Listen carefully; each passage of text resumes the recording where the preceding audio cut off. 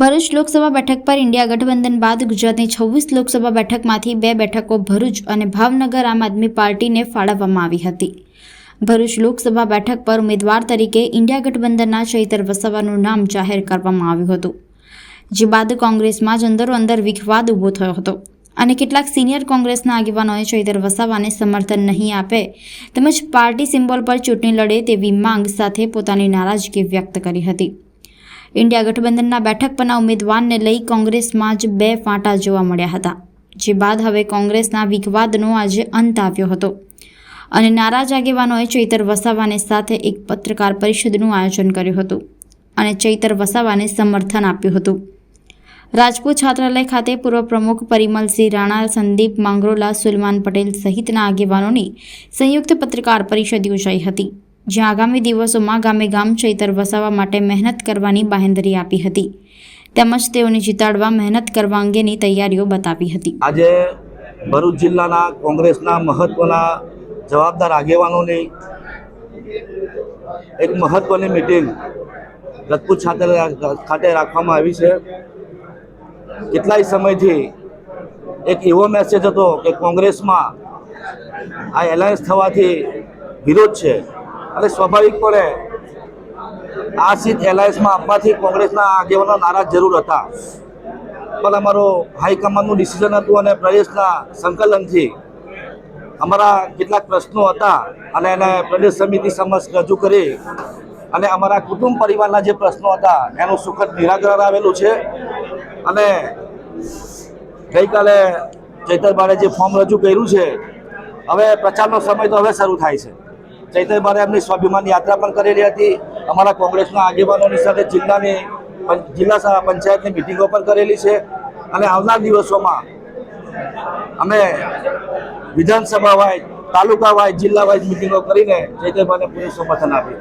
28 જેટલા વિપક્ષી દળોનું ગઠબંધન થયું છે, ત્યારે ભરૂચ લોકસભામાં ગઠબંધનના ઉમેદવાર તરીકે આમ આદમી પાર્ટીમાંથી મને નક્કી કરવામાં આવ્યું, ત્યારે અહીં વર્ષોથી લડતી કોંગ્રેસ પાર્ટી અને એમના સાથી મિત્રોને આવનારા ભવિષ્યને લઈને થોડી ચિંતા હતી, પણ અમે સ્વાભિમાન યાત્રા ખૂબ સારી કરી, તમારો દીકરો તમારા દ્વારનો કાર્યક્રમ પણ ખૂબ સારો કર્યો અને હમણાં 2 દિવસ પહેલાં જ અહીં અમારી જન આશીર્વાદ યાત્રા હતી, એ પણ અમે તમામ સાથી મિત્રો કોંગ્રેસના આગેવાનોના મહેનતથી અમે સફળ બનાવી છે। ત્યારે જે મીડિયાના માધ્યમથી, સૂત્રોના હવાલેથી ભાજપના લોકો જે અફવાઓ ફેલાવી રહ્યા હતા, ત્યારે આજે કોંગ્રેસના તમામ અગ્રણીઓએ આપના માધ્યમથી લોકો સુધી મેસેજ પહોંચે કે અમે બધા સાથે છે અને ઇન્ડિયા ગઠબંધનના ઉમેદવારને જીતાડવા માટે મહેનત કરવાના છે, એ મેસેજ આપના માધ્યમથી અમે આપવા માગીએ છીએ।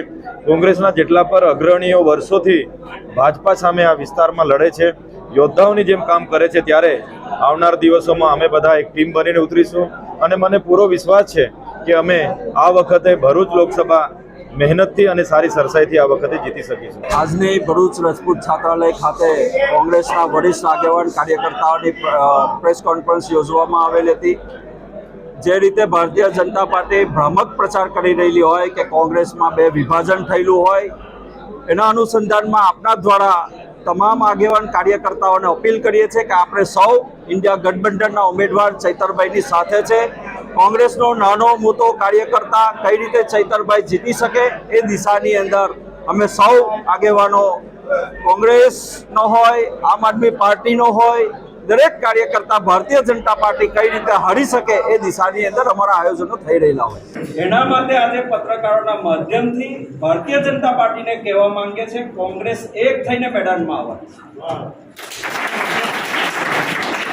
દરેક કોંગ્રેસનો કાર્યકર્તા એના મત વિસ્તારની અંદર ચૈતરભાઈના પ્રચારે પણ હતો, ચૈતરભાઈને જીતાડવા માટેની અમારી વ્યૂહરચના પણ હતી, પણ ભારતીય જનતા પાર્ટી જે રીતે માર્કેટ અને સોશિયલ મીડિયાનો ઉપયોગ કરી કોંગ્રેસમાં 2 ફાટા છે જેવી વાત કરતી હતી, એના માટે આપણે આજે બોલાવવામાં આવેલા છે કે પ્રજા સુધી આ પત્રકાર મિત્રો આનો मैसेज चैतर वसावा के नाम से कोई नाराजगी नहीं थी, कल भी नहीं थी, आज भी नहीं है, लेकिन कांग्रेस पार्टी का कैंडिडेट खड़ा हुए ऐसी हमारी मांग हमारे नेतागण के पास में थी। जब अलायंस हो गया, बात हो गई, तो हम सब चैतरभाई के साथ 100% આવશે। સતત અમારા સંપર્કમાં છે, તમે સોશિયલ મીડિયાના માધ્યમથી જોયું હશે, ત્યારે મુમતાઝબેન પણ કોઈ રાજ્યમાં કોંગ્રેસનો પ્રચાર કરી રહ્યા છે। ક્ષત્રિય સમાજ અત્યારે ક્ષત્રિય સમાજ એક નક્કી કરી લીધેલું છે કે ભારતીય જનતા પાર્ટીને કઈ રીતે હરાવી શકાય. ચાહે કોઈ પણ ક્ષત્રિય સમાજનો મોટો આગેવાન પણ સમજાવવામાં આવશે તો પણ એ સમાજ ક્યારે સ્વીકારવાનો નથી, સમજવાનો નથી. ક્ષત્રિય સમાજ તો ઠીક છે, અઢાર વર્ણના સમાજોના મનમાં એક લાગણી દુભાઈ છે તો ભારતીય જનતા પાર્ટીની સામે પાર્ટીનું નેતૃત્વ એના ઉપર કામ કરી રહ્યું છે. દરેક પાર્ટીના લોકો એના માટે પણ કાયદાકીય માર્ગદર્શન પણ મેળવી રહ્યા છે. ઉપરથી જે નિર્ણય લેવાશે એ સૌને માન્ય. ગઠબંધન અને કોંગ્રેસના કાર્યકર્તાઓ 500 ઉપરથી ગામોમાં ચૈતરભાઈ પણ પ્રવાસ કરી ચૂકેલા છે.